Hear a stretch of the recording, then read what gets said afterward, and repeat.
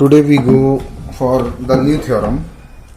Last time हमने पढ़ाया था मोनोटोनिक सीक्वेंस, ऐसी सीक्वेंस जो इंक्रीजिंग हो या डिक्रीजिंग हो, मतलब इन दोनों में से कोई एक सीक्वेंस होती है तो उसी सीक्वेंस को मोनोटोन सीक्वेंस करते हैं। क्योंकि दोनों सीक्वेंसें होंगी तो वो कभी मोनोटोनिक सीक्वेंस नहीं होगी, मतलब किसी भी सीक्वेंस के अंदर दोनों बातें नहीं हो सकती ना, मतलब वो इंक्रीजिंग भी हो डिक्रीजिंग भी, ऐसा नहीं होगा। या तो वो इंक्रीजिंग होगी या डिक्रीजिंग होगी, इन दोनों में से एक होगा। तो उसके बेस पे एक थ्योरम हम पढ़ रहे हैं कि a monotone sequence of real number is convergent if and only if it is bounded. Means monotone sequence, जो रियल नंबर की कोई मोनोटोन सीक्वेंस है वो कन्वर्जेंट होती है हमेशा। मोनोटोन सीक्वेंस कौन से? रियल नंबरों की, वो क्या होती है? Convergent if and only if it is bounded. Means convergent होगी तो वो बाउंडेड होगी, या कोई सीक्वेंस यदि बाउंडेड है तो वो कन्वर्जेंट होगी। हमें ये प्रूफ करना है। तो जैसा कि हम जानते हैं, वी नो दैट कि एसएन एक मोनोटोनिक कन्वर्जेंट सीक्वेंस है। किसकी? रियल नंबर की। तो वो हमेशा बाउंडेड रहती है, जैसा कि हम पहले थ्योरम में पढ़ चुके हैं। अब हमें उल्टा प्रूफ करना है, अपोजिट कन्वर्स प्रूफ करना है। क्या प्रूफ करना है? कि एसएन यदि बाउंडेड सीक्वेंस है, बाउंडेड है तो वो कन्वर्जेंट होगी। अब बाउंडेड है इसका मतलब क्या होता है कि एसएन सुप्रीमम और इन्फीमम के बीच में लाइज करेगी। तो हमने कंसिडर कर लिया कि K1 उसका क्या है? इन्फीमम वैल्यू है इस सीक्वेंस की, और K2 उसकी क्या है? सुप्रीमम वैल्यू है। तो एसएन किसके बीच में लाइज कर रही है? K1 और K2 के बीच में। अब लेकिन सीक्वेंस कैसी थी? मोनोटोन थी। तो अब हमें क्या प्रूव करना है? कि वो कन्वर्जेंट होगी। अब मोनोटोन है तो इसका मतलब दो बातें होंगी, या तो वो इंक्रीजिंग होगी या डिक्रीजिंग। तो हमने सबसे पहला केस ले लिया कि वो सीक्वेंस कैसी है? इंक्रीजिंग सीक्वेंस है। जब इंक्रीजिंग है इसका मतलब एसएम, हमने एक वैल्यू कंसिडर कर ली एसएम टर्म, जो सीक्वेंस का है वो लेस देन है हमेशा होगा, क्योंकि इंक्रीजिंग सीक्वेंस है एसएन से, क्योंकि एन बड़ा है एम से। अब क्योंकि ये बाउंडेड सीक्वेंस थी तो एसएन हमेशा किससे होगा? अपने सुप्रीमम से लेस देन होगा। एसएम भी लेस देन होगा और एसएन भी लेस देन होगा, दोनों ही लेस देन होंगे। तो ये क्या कंडीशन बन गई बाय डेफिनेशन कि एसएम लेस देन हो गया किससे? एसएम किससे लेस देन हो गया? एसएन से। और एसएन किससे लेस देन हो गया? K2 से। जब ये K2 से लेस देन है तो K2 माइनस एप्सिलॉन से क्या होगा? ये वैल्यू बड़ी होगी, क्योंकि एप्सिलॉन कोई पॉजिटिव वैल्यू है। तो ये वैल्यूज जो होंगी सारी वो K2 माइनस एप्सिलॉन से हमेशा क्या होंगी? बड़ी होंगी। तो K2 माइनस एप्सिलॉन से लेस देन हो गया एसएन, और एसएन लेस देन हो गया, मीन्स एसएम को हटा दिया और हमने ये वाला केस ले लिया। तो ये तीनों केसों को कंसिडर करके ऐसे, जब कोई वैल्यू K से लेस देन है तो K2 से लेस देन है तो K2 प्लस एप्सिलॉन से भी छोटी होगी। और यही डेफिनेशन हमारी क्या कहलाती है? इसे इस तरीके से भी लिख सकते हैं, S N minus K2 less than epsilon, और this is the definition of limit. तो लिमिट की डेफिनेशन क्या होती है कि for any epsilon greater than zero where epsilon greater than zero. तो सिंस तो जब एप्सिलॉन ग्रेटर देन जीरो है और S N minus K2 is less than epsilon है, तो लिमिट एसएन किस में लाइज करेगी? K2 पर। और हम ये कह सकते हैं कि एसएन क्या हो जाएगी? एक कन्वर्जेंट सीक्वेंस हो जाएगी, जो कन्वर्जेंस करेगी कहां पर? K2 पर। अब इसी तरीके से या तो सपोज करो वो सीक्वेंस क्या है? डिक्रीजिंग सीक्वेंस है। तो हमने कंसिडर कर लिया एसएन कैसी सीक्वेंस है? डिक्रीजिंग सीक्वेंस है। जब डिक्रीजिंग है तो आप जानते हैं कि इसमें नेगेटिव टर्म लगाते हैं तो वो क्या हो जाएगी? उसकी अपोजिट हो जाएगी, इंक्रीजिंग हो जाएगी। अपोजिट जैसे 2, 3, 4, 5, 6 ये इंक्रीजिंग सीक्वेंस है, 2, 3, 4, 5। लेकिन यदि इसमें माइनस लगाते हैं कि -2, -3, -4, तो वही चीज क्या हो जाएगी? जो इंक्रीजिंग थी वो डिक्रीजिंग हो जाएगी। तो हमने क्या कंसिडर कर लिया कि टीएन एक अलग से कंसिडर कर लिया जो नेगेटिव एसएन के इक्वल है। इसका मतलब ये सीक्वेंस कैसी होगी? डिक्रीजिंग कन्वर्ट होकर किसमें बन गई? इंक्रीजिंग में कन्वर्ट हो गई। और अभी हम पढ़ चुके हैं कि इंक्रीजिंग सीक्वेंस क्या होती है? मोनोटोन है तो बाउंडेड होती है। तो जैसा कि अपन जानते हैं कि एसएन एक बाउंडेड सीक्वेंस है। एसएन क्या है? बाउंडेड सीक्वेंस है। और टीएन क्या है? वो भी बाउंडेड ही होगी, क्योंकि एसएन बाउंडेड है तो टीएन क्या होगी? एक बाउंडेड सीक्वेंस होगी। जब टीएन एक मोनोटोनिक इंक्रीजिंग सीक्वेंस है, अभी हम देख चुके हैं कि मोनोटोन इंक्रीजिंग सीक्वेंस है और बाउंडेड भी है। तो हम पहले केस में देख चुके हैं कि जब कोई सीक्वेंस मोनोटोन इंक्रीजिंग सीक्वेंस होती है और बाउंडेड होती है तो वो क्या होती है? कन्वर्जेंट होती है। That's why limit T N, S N नहीं, लिमिट टीएन, क्योंकि यहां हमने इसको टीएन कंसिडर किया है तो टीएन K2 पर लाइज करेगी। और लिमिट टीएन की वैल्यू को अपने क्या माना है? माइनस एसएन, तो माइनस एसएन लिखा, माइनस बाहर आ गया। तो लिमिट एसएन की वैल्यू, क्योंकि हम जानते हैं किसके इक्वल है? K2 लिमिट Tn की वैल्यू किसके इक्वल है, K2 के, तो इसे हम क्या लिख सकते हैं, इसे K2 लिख सकते हैं यहाँ पर, यही वैल्यू किसके इक्वल हो जाएगी, Sn के, दैट्स वाई लिमिट Sn की वैल्यू किसके इक्वल आएगी, -k के, और Sn किसके इक्वल हो जाएगी, कन्वर्जेंट हो जाएगी K2 पर। तो इस तरीके से ये कह सकते हैं कि दोनों ही केसों में, चाहे वो सीक्वेंस इंक्रीजिंग हो या डिक्रीजिंग या मोनोटोन हो, तो वो सीक्वेंस क्या कहलाती है, कन्वर्जेंट होती है। किसकी, जब वो सीक्वेंस एक रियल सीक्वेंस हो। अब इसी के बेस पे हम कुछ और एक दो थ्योरम देखेंगे। तो नेक्स्ट थ्योरम है,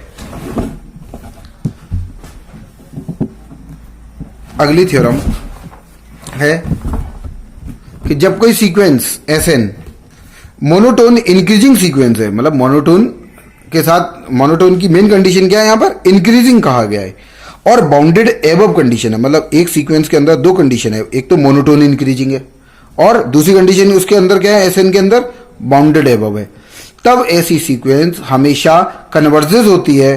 कहां पर होती है, किस पॉइंट पर होती है, सुप्रीमम पर, जैसे अभी हमने प्रूव किया था। तो उसी तरीके से यहां पर भी हम प्रूव करके दिखाएंगे कि ये सुप्रीमम पर होती है। कैसे, तो हमने कंसिडर कर लिया कि Sn एक मोनोटोन गिवन है, क्योंकि कंसिडर नहीं किया क्योंकि यहां पर गिवन है, क्या गिवन है कि Sn एक मोनोटोन इंक्रीजिंग और बाउंडेड एबव सीक्वेंस है। बाउंडेड एबव है, इसका मतलब Sn लेस देन होगी किससे, सुप्रीमम से। सुप्रीमम वैल्यू क्या है, k, h हमने कंसिडर कर लिया सपोज, तो h से लेस देन होगी। अब bye the definition epsilon greater than 0, तो h माइनस एप्सिलॉन हमेशा Sm से लेस बड़ा होगा, क्योंकि इंक्रीजिंग सीक्वेंस है और Sm कोई टर्म होगा और ये एप्सिलॉन कोई पॉजिटिव वैल्यू है, तो h कोई सुप्रीमम वैल्यू है, तो उसमें से इसे माइनस करते तो उन टर्मों से उसकी वैल्यू से Sm हमेशा बड़ा है फॉर सम Sm, कुछ Sm के लिए। अब Sn क्योंकि मोनोटोन इंक्रीजिंग सीक्वेंस है, इसलिए Sm हमेशा लेस देन होता है Sn से। अभी हमने आपको बताया, क्योंकि Sn तो सबसे बड़ा टर्म है, लास्ट वाला टर्म है, ऐसा कह सकते हैं, क्योंकि n बड़ा है, ऐसा भी n बड़ा है किससे, m से। जब n m से बड़ा है, इसलिए Sm भी क्या हो जाएगा, लेस देन हो जाएगा Sn से। और हम ये देख चुके हैं कि h minus epsilon less then होता है Sm, और ये किससे लेस देन है, Sn से। देखो यहाँ पर ये कंडीशन से, और ये किससे, यहाँ से, ये कंडीशन इन दोनों को मिक्स कर दिया। और जैसा कि हम जानते हैं, अभी हमने आपको बताया, क्योंकि ये बाउंडेड एबव कंडीशन है, क्योंकि h क्या है, सुप्रीमम है, तो ये h से भी लेस देन होगा। तो हम क्या लिख सकते हैं, जब h से लेस देन होता है कोई टर्म, जैसे कोई टर्म सीक्वेंस 5 से लेस देन है तो 6 से भी लेस देन होगी, मींस h से लेस देन है तो h प्लस एप्सिलॉन से भी लेस देन होगी। एप्सिलॉन कोई 0 से बड़ी वैल्यू है। इसी कारण अब Sn को क्या लिख सकते हैं अपन, क्या कंडीशन, इसमें एक ये कंडीशन लेफ्ट हैंड साइड पे और ये वाली कंडीशन राइट हैंड साइड में लिख दी, means h minus epsilon less than हो गई Sn is also less than Sn, h plus epsilon, means Sn minus h less than हो गई epsilon for all n greater than m। और यही definition convergent की है, मतलब लिमिट ऑफ द सीक्वेंस है, लिमिट Sn किसके इक्वल कन्वर्जेंस कर गई h पर, और h क्या है, सुप्रीमम। तो हम ये प्रूव हो गया कि जब कोई सीक्वेंस मोनोटोन इंक्रीजिंग और बाउंडेड सीक्वेंस है, तो वो हमेशा सुप्रीमम पर कन्वर्जेंस करती है थिंग। अब इसके बेस पर कुछ एग्जाम्पल देखते हैं, और भी थ्योरम है वो आप देखेंगे घर पर नोट्स में। Show that the sequence of decimal digit is convergent. अब डेसिमल डिजिट की सीक्वेंस है जो क्या होती है, कन्वर्जेंट।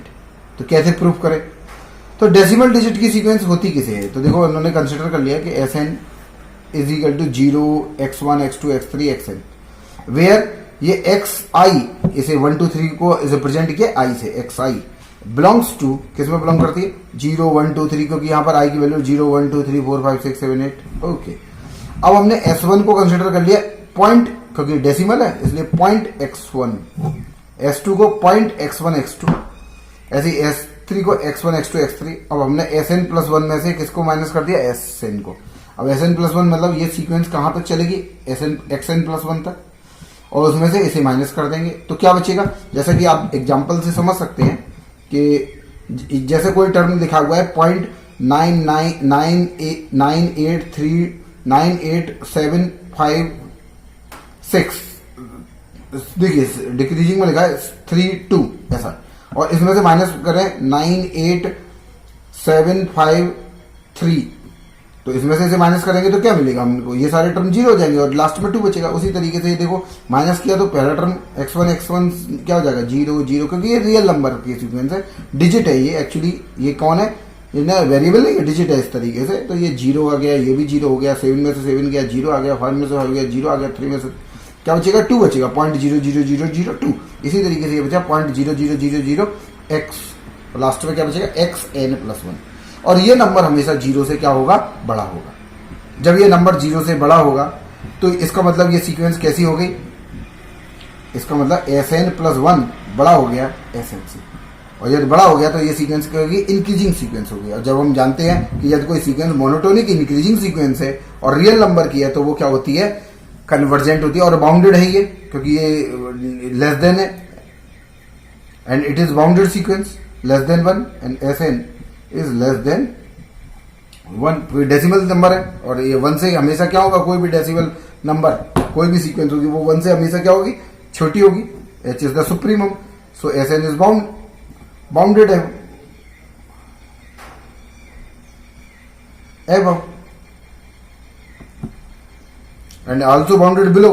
above कंडीशन भी है और बिलो भी है, क्योंकि it is lies between 0 to 1, so bounded, Sn is bounded. जब बाउंडेड होगी देन दैट्स व्हाई ये क्या हो जाएगी, कन्वर्जेंट, क्योंकि हम जानते हैं कि कोई भी बाउंडेड सीक्वेंस यदि वो इंक्रीजिंग हो या डिक्रीजिंग मोनोटोन सीक्वेंस है तो वो क्या होती है, कन्वर्जेंट। अभी हम प्रूव कर चुके हैं ये थ्योरम, ठीक है ना। तो अगला इसी बेस पे एक और एग्जांपल लेते हैं इसी थ्योरम पर।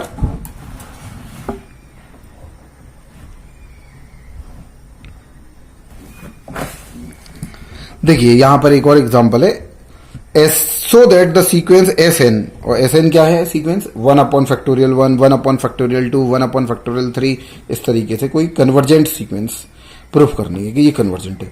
अब ये कन्वर्जेंट है तो ये देखो पहले ये इंक्रीजिंग है या डिक्रीजिंग है, और फिर वो मोनोटोन है, तो मोनोटोन है देन बाउंडेड है या नहीं है, या उन दोनों में से बाउंडेड एबव या बाउंडेड बिलो की कंडीशन है तो वो कन्वर्जेंट होगी।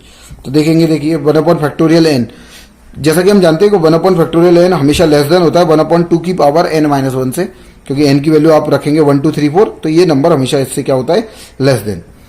तो Sn+1 माइनस Sn, यदि इसमें से +1 में से घटाएंगे तो देख अभी आपको घटा के बताया था क्या बचेगा, Sn+1, जो कि 0 से बड़ा होता है। तो ये क्लियर हो गया कि ये सीक्वेंस क्या होती है, मोनोटोनिक इंक्रीजिंग सीक्वेंस होती है। अब Sn>0, और जब ये सीक्वेंस अब ये बाउंडेड है या नहीं है वो भी देख लेते हैं। तो ये बाउंडेड है या नहीं है, बाउंडेड एबव है या बाउंडेड बिलो है, क्योंकि ये सीक्वेंस हमेशा 0 से बड़ी होगी, इसका मतलब बाउंडेड बिलो तो होगी, Sn इज >0। अब लेस देन है या नहीं है, ये इसके लिए हमने क्या किया, क्योंकि >0 तो हो गया, दैट्स वाई बाउंडेड बिलो हो गई, या बाउंडेड एबव की भी कंडीशन होगी देन बाउंडेड हो जाएगी। करेंगे, चेक करेंगे, 1/(1) + 1/(2) एंड 1/(n). 1/(1) को 1 यहाँ पे इस कंडीशन को अप्लाई कर दिया, कौन से वाला, 1/2 की पावर n। अब n की जगह यहाँ पे 1 रखेंगे तो 0 आ गया, और जैसे ही 2 रखेंगे तो 2 में से बन गया 1, इसलिए 1/2 बचा, इसलिए 1/2 की पावर 2 एंड इससे एक जीपी बन गई, ग्रेट जीपी सीरीज। और जीपी सीरीज का n टर्मों का सम होता है 1/, formula 1/(a/1 r), a/1 - r। तो दैट्स वाई इसे सॉल्व करेंगे तो देखेंगे अभी आप किस तरीके से। तो ये देखिए, ये फॉर्मूला ज्योमेट्रिक सीरीज है, इसका कॉमन रेशियो क्या है, 1/2। ये एक ज्योमेट्रिक सीरीज है जिसका कॉमन रेशियो कितना है, 1/2, मीन्स r की वैल्यू क्या है, 1/2, इसे कॉमन रेशियो। और फर्स्ट टर्म इसका क्या है, फर्स्ट टर्म a की वैल्यू क्या निकल के आई थी, 1, तो a की वैल्यू 1, a/1 - r, a की वैल्यू 1 और अपॉन 1 - r।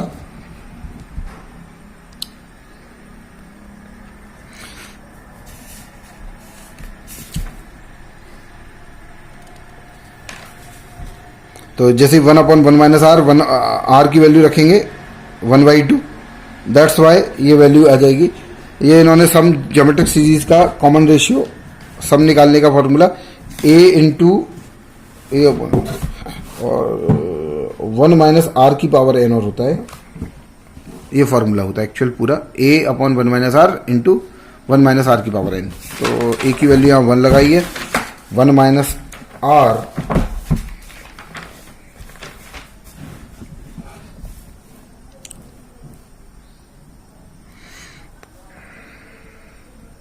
और आर की वैल्यू है और ये वैल्यू इसमें 2 का डिवाइड करेंगे तो ये 2 बन जाए 2, एक में से आधा गया आधा, तो इसमें डिवाइड करने के बाद ये वैल्यू बच जाएगी। अब ये वैल्यू हमेशा किससे लेस देन होगी? 2 से।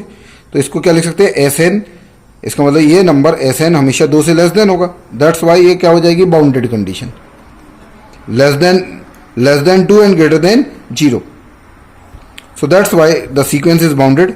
और बाउंडेड होगी तो हम कह सकते हैं कि ये सीक्वेंस क्या हो जाएगी? कन्वर्जेंट होगी। हमें इसी तरीके से प्रूव करना था कि दैट्स वैल्यू इज दिस।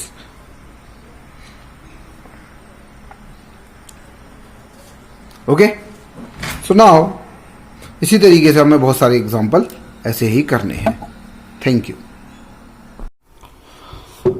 आज हम जो टॉपिक पढ़ेंगे उसका नाम है कॉची सीक्वेंस। तो what is Cauchy sequence? Cauchy sequence क्या होती है कि जब कोई सीक्वेंस एस एन एक कॉची सीक्वेंस कहलाएगी जब उसके अंदर ये कंडीशन सेटिस्फाई होनी चाहिए कि if for any epsilon greater than 0 there exist m belongs to n such that sm minus sn is less than epsilon.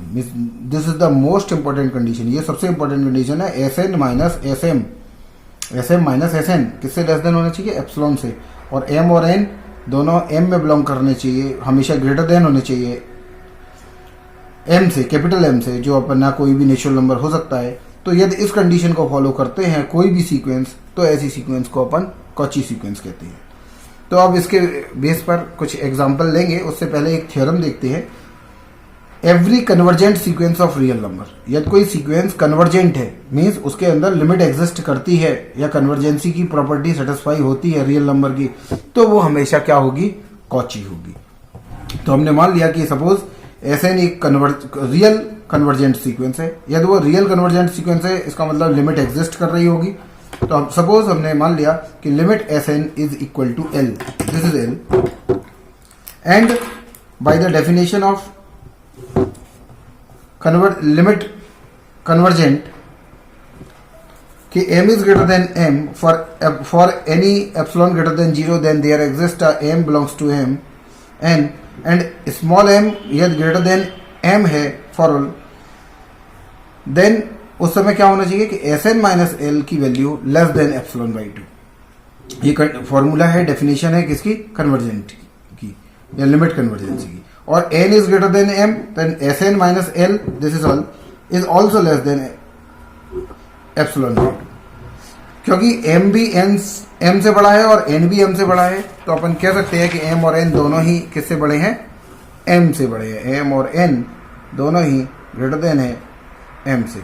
अब हमने Sn माइनस Sn निकाला, Sm माइनस Sn। तो Sn माइनस Sm को ऐसे भी लिख सकते हैं, कोई L प्लस किया हमने L माइनस किया, जैसे L से L कट जाए तो कोई प्रॉब्लम नहीं। तो इस चीज को अपन क्या लिख सकते हैं? अपन Sm माइनस L, और यहाँ मॉडुलस प्रॉपर्टी अप्लाई कर दी तो लेस देन इक्वल किसमें कन्वर्ट हो गया? लेस देन में। और इसको लिख दिया अपन ने Sn माइनस L। इसको Sn माइनस L भी लिख सकते हैं क्योंकि माइनस कॉमन लेने से कोई फर्क नहीं पड़ता। इसको पहले तो ऐसे समझ लीजिए, ऐसे लिख सकते हैं कि Sm माइनस L और माइनस Sn माइनस L, और Sm माइनस L इससे ये लिख सकते हैं bye the definition of inequality. तो Sn माइनस L, और ये वैल्यू किससे लेस देन थी? देखिए हमारी बाय डेफिनेशन अभी एप्सिलॉन बाई 2, ये भी किससे थी? Epsilon by 2। तो इसकी वैल्यू हमने क्या लिख दी? Epsilon by 2। Sn minus L की वैल्यू भी क्या लिख दी? Epsilon by 2। तो ये दोनों ही एप्सिलॉन बाई 2 और ऐड होके कितना हो गया? एप्सिलॉन। इससे ये क्लियर हो गया कि Sm माइनस Sn किससे लेस देन हो गया? एप्सिलॉन से। यदि ये लेस देन एप्सिलॉन है कब? जब m n दोनों ग्रेटर देन है किससे? m से। तो ये डेफिनेशन किसकी है? कॉची सीक्वेंस की, इसलिए ये सीक्वेंस Sn क्या हो गई? कॉची सीक्वेंस हो गई। इसका मतलब यदि कोई सीक्वेंस रियल कन्वर्जेंट सीक्वेंस है, रियल सीक्वेंस है और वो भी कन्वर्जेंट है, तो वो हमेशा क्या होती है? कॉची होती है। ये याद रखिए। दूसरी एक थ्योरम कि यदि कोई सीक्वेंस कॉची सीक्वेंस है रियल नंबर की, तो वो हमेशा बाउंडेड होती है। अब कॉची सीक्वेंस है और वो भी किसकी होनी चाहिए? रियल नंबर की। यदि वो रियल नंबर की नहीं है तो वो बाउंडेड नहीं होगी। यदि वो रियल नंबर की कोई सीक्वेंस है तो वो बाउंडेड होती है। इसके लिए कैसे प्रूव करना है कि यदि एस एन जैसा कि कहा गया कि कॉची सीक्वेंस है, तो bye the definition of Cauchy कि गिवन एप्सिलॉन ग्रेटर देन 0, तो यहां इन्होंने मान लिया कि एप्सिलॉन की वैल्यू क्या है, 1 है। वैसे तो ग्रेटर देन 0 होती है, तो हमने चूज कर लिया कि suppose epsilon is 1 and m belongs to n, तो sm minus sn is less than l, और l लेस देन एप्सिलॉन होता है ना, sm minus sn is less than epsilon, और एप्सिलॉन की जगह एप्सिलॉन की वैल्यू क्योंकि 1 मानी है तो इसलिए 1 कंसिडर कर लिया। अब हमने क्या किया कि स्मॉल m सपोज करो कि कैपिटल M के इक्वल है, बट तो sm माइनस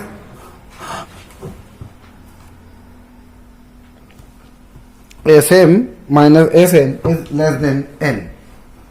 अब sn को क्या लिख सकते हैं अपन, sn को अपन ऐसे भी लिख सकते हैं, देखिए भाई कि इसमें sn जोड़ दिया और sn घटा दिया, इससे कोई फर्क तो पड़ता नहीं। तो बाय द इनइक्वालिटी, ये इनइक्वालिटी प्रॉपर्टी होती है मॉडुलस की, आप जानते हैं, अभी हमने पहले भी डिस्कस किया था, इसे अलग अलग लिख सकते हैं और ये कन्वर्ट हो जाता है इक्वल लेस देन इक्वल में, तो sn minus sm plus sm, ये बड़ा हो जाएगा। अब sm माइनस sn की वैल्यू किसके इक्वल है, लेस देन 1 है, तो इसको अपन लिख सकते हैं लेस देन 1 और ये sn, और 1 प्लस sm किसके इक्वल है, h के, तो हमने कंसिडर कर लिया कि 1 प्लस sm किसके इक्वल है, h के, तो sn की वैल्यू लेस देन कितनी होगी, h, और h की वैल्यू अपन कैपिटल H भी लिख सकते हैं। इसका मतलब ये कैसी कंडीशन होगी, जस्ट लाइक बाउंडेड की कंडीशन होगी, क्योंकि mod of sn less than h, then we can say कि द सीक्वेंस इज बाउंडेड। इसलिए हम कह सकते हैं कि ये sn यदि कोई सीक्वेंस रियल नंबर की सीक्वेंस है तो हमेशा क्या होती है, बाउंडेड होती है, और ये स्मॉल h जो होता है वो मैक्सिमम कंडीशन होती है s1 s2 s3 sn sn minus 1 और h में से। सो वी कैन से कि ये सीक्वेंस हमेशा कैसी हो जाती है, बाउंडेड हो जाती है।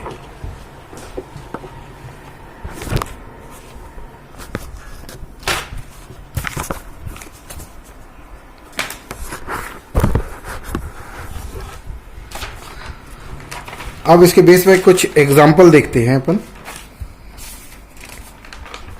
और इसके एक और थ्योरम याद रखेंगे कंडीशन कि यदि एसएन कोई कन्वर्जेंट सीक्वेंस है तो हमेशा वो क्या होगी, कॉची होगी। प्रत्येक कन्वर्जेंट सीक्वेंस क्या होती है, कॉची, और प्रत्येक कॉची सीक्वेंस ऑल्सो कन्वर्जेंट होती है। जैसा कि आप यहाँ लिखा हुआ है कि every Cauchy sequence is a convergent sequence and every convergent sequence is also a Cauchy converse condition is also true। लेकिन यदि कोई सीक्वेंस बाउंडेड सीक्वेंस है तो जरूरी नहीं है कि वो कॉची होगी, क्योंकि यदि कोई सीक्वेंस बाउंडेड है, जैसे एक एग्जांपल लिया कि एसएन की वैल्यू -1 से की होल पावर n है और ये एक बाउंडेड सीक्वेंस है क्योंकि ये लेस देन 1 है, इसकी सुप्रीमम और इन्फीमम वैल्यू 1 से 1 और -1 के बीच में लाइज करेगी ये सीक्वेंस, तो ये सीक्वेंस बाउंडेड जरूर है लेकिन ये कॉची नहीं है क्योंकि ये सीक्वेंस कन्वर्जेंट नहीं है। क्योंकि कन्वर्जेंट नहीं है तो क्योंकि कन्वर्जेंट सीक्वेंस ही कॉची कहलाती है, जब ये कन्वर्जेंट ही नहीं है तो कॉची होगी ही नहीं। अब देखेंगे एक एग्जांपल, यहां पर दिखाया गया कि शो दैट कि द सीक्वेंस दिस, कौन सी सीक्वेंस है, SN equal to 1 + 1/2 + 1/3 + 1/n does not convergent, मतलब कन्वर्ज नहीं कर रही। अब कन्वर्ज नहीं कर रही इसका मतलब कन्वर्जेंट नहीं है, तो हमने मान लिया कि SN एक कन्वर्जेंट सीक्वेंस है, उल्टा मान लिया। कन्वर्जेंट है तो वो कॉची होगी, और कॉची का फॉर्मूला क्या है कि सपोज एप्सिलॉन की वैल्यू 0 से बड़ी होनी चाहिए, तो हमने मान लिया 1/2, और bye the definition of Cauchy sequence SM minus SN less than epsilon, तो हमने क्या किया कि SM ये स्मॉल m की वैल्यू हमने 2m कंसिडर कर ली, n की वैल्यू m कंसिडर कर ली, तो अब हमने ये निकाला S2m और SM। 2m का मतलब ये टर्म कहाँ तक चलेंगे, सीक्वेंस के टर्म 2m तक चलेंगे, तो 1 + 2 + 3 + m, और m से बड़ा m + 1 m + 2 ऐसा करके 1/2m, और अगले वाले m तक चलेंगे, तो m तक से m तक के सारे टर्म क्या होंगे, कैंसिल हो जाएंगे। बचे हुए टर्म क्या बचेंगे, 1/1 + m, 1/1 m + 2, 1/m + 3, इस तरीके से ये सारे टर्म देखिए यहां पर बचेंगे। और हम जानते हैं कि ये हर टर्म 1/m + 1 हमेशा बड़ा होता है किससे 1/2m से।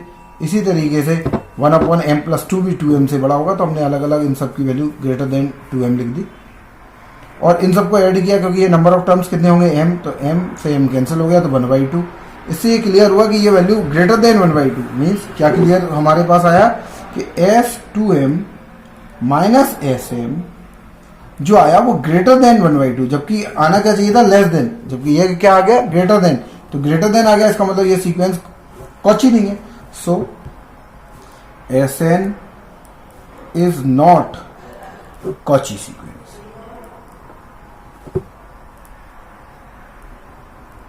जब वो कॉची नहीं है तो कन्वर्जेंट होगी नहीं। सो इससे क्लियर हो गया the sequence is not Cauchy, that's why the sequence is not convergent. अब इसी तरीके से बहुत सारे एग्जाम्पल क्वेश्चंस हैं, अपन इसी तरीके से देख सकते हैं और ये अपना टॉपिक कंप्लीट हो गया। अब अगला जो टॉपिक है वो है इनफाइनाइट सीरीज, वो अपन अगले लेक्चर में लेंगे। Thank you.